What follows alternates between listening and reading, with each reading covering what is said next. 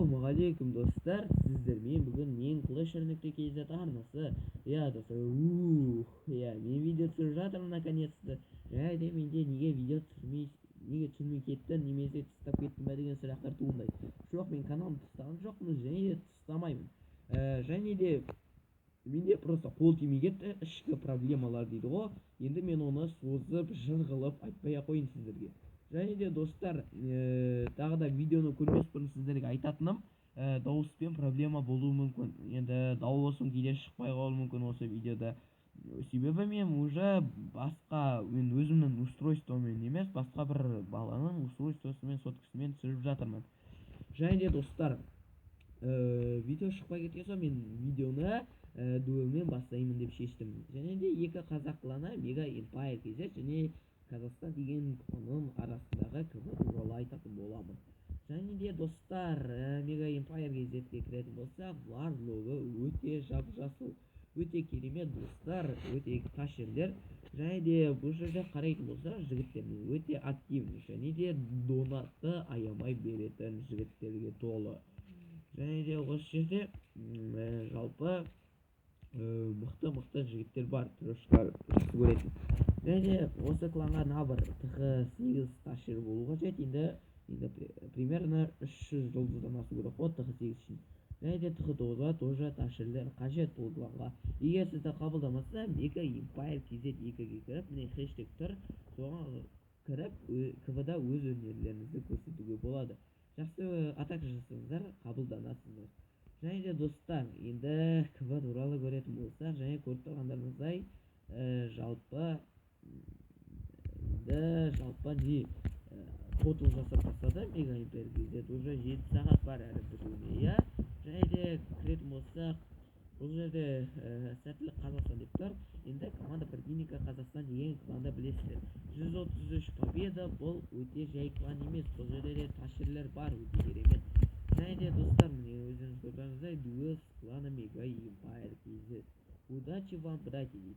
Бұл дегеніміз енді екі клан арасындағы бауырластық және де ыстық бауырластықты білдіріп тұр. Және де біз енді бұл жерде бүкіл жапты, енді базар жоқ. Атакаларға келетін болсақ, енді сурет салу деген мәселелер болды. Енді мен 1-2 атакасын көрсетпей қойын жасаған. Және де бірінші атакамызды N деген адамнан бастайтын боламыз. Бұл жерде енді антитрёшка база, және де көріп тұрғандарыңыздай, енді бұл жерде әрбір деф басқаша орналасқан, және де бұл жерде өте қиын болатын алу. Және де көріп тұрғандарыңыздай осындай тактикамен, қабандармен, гохокпен осындай оп-оңай алып кетеді. Өте керемет тактика деп ойлаймын гохо деген. Себебі бұл өте керемет таши етеді, жай ғана тактика емес. Және де достар, аузым соның бір себебі видеоның шықпай кетуі осы. Королевада жиналған, бірақ ол таши ете берді. Керемет.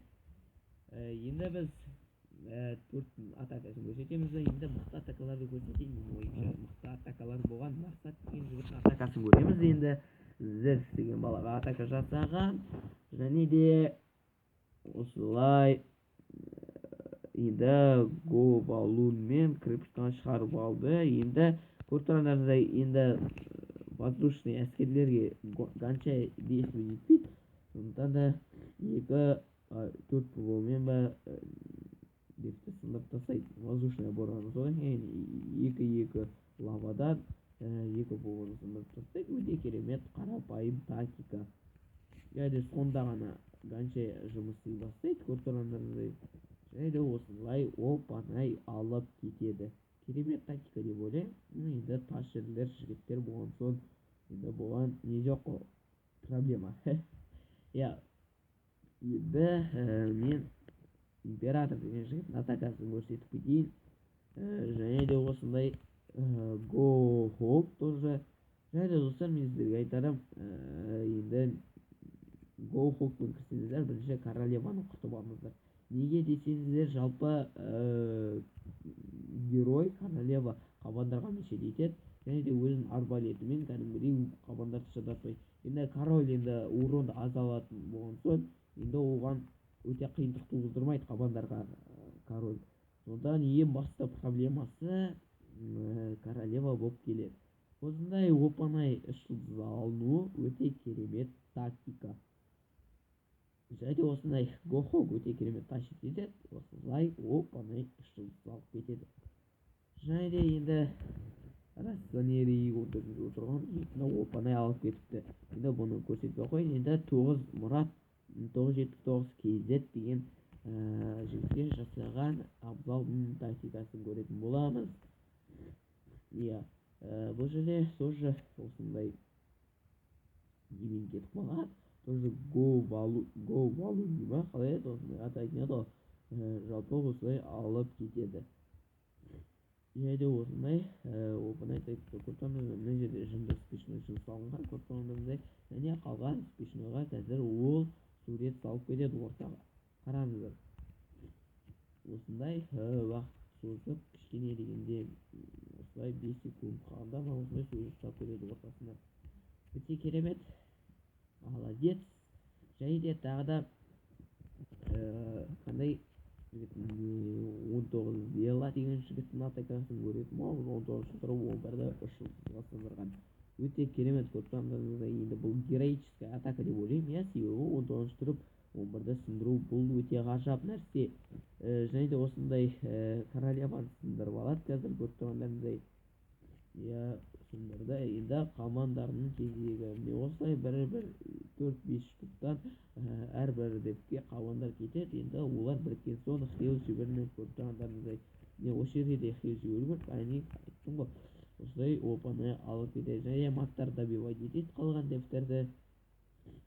В общем, оп-оңай снес. Қараңыз, міне осы жерде король веселі. Король драма деген сұрақ туындайды. Қараңыздар. Енді бұл жерде қабған бүкілі келеді да, мына жерде сындырып кетеді да. Енді уақыт созып кішкене оп-оңай көрсетеміз. Король өлген жоқ, бірақ 100% алып кетеді. Өте керемет тактика деп ойлаймын. Енді мен уақытымды созбай қойын. Осындай атака жасаған жігіттерге алғысым шексіз. Өте керемет атакалар.